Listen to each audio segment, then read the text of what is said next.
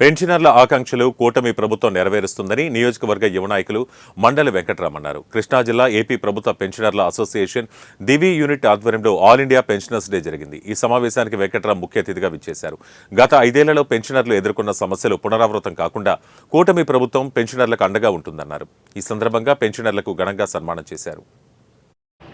ఇప్పుడు 1982లో అప్పటి నుంచి ప్రతి డిసెంబర్ 17న ఈ పెన్షనర్స్ డే కింద ఆల్ ఇండియా పెన్షనర్స్ డేని జరుపుకుంటాం.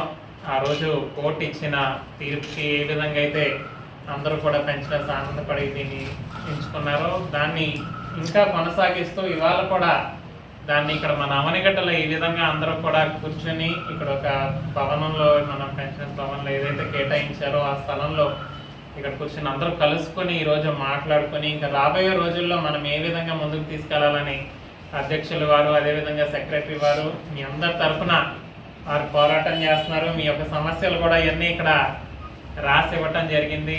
అదేవిధంగా హెల్త్ కార్డులు కానీ ఆరోగ్య అన్ని హాస్పిటల్స్లో సేవలు అందించాలి, ఇంకా చాలా విషయాలు ఇందులో వివరించడం జరిగింది. ఇది ఎందుకంటే తప్పకుండా ఇది నేను మన శాసనసభ్యులు మండల బుద్ధప్రసాద్ గారి దృష్టికి తీసుకెళ్తాను. ఎందుకంటే ఇది మన నియోజకవర్గానికి సంబంధించి కాదు, ఇది మొత్తం స్టేట్ పాలసీ కాబట్టి వారు కూడా తప్పకుండా పైన కూటమి ప్రభుత్వానికి చంద్రబాబు నాయుడు గారికి పవన్ కళ్యాణ్ గారికి కూడా వారు తీసుకెళ్తారని చెప్పి ఈ సందర్భంగా నేను తెలియజేసుకుంటున్నాను. అయితే ఇందాక అజీజ్ గారు మాట్లాడుతూ ఈ భవనం గురించి వాటన్నిటి గురించి కూడా చెప్పారు.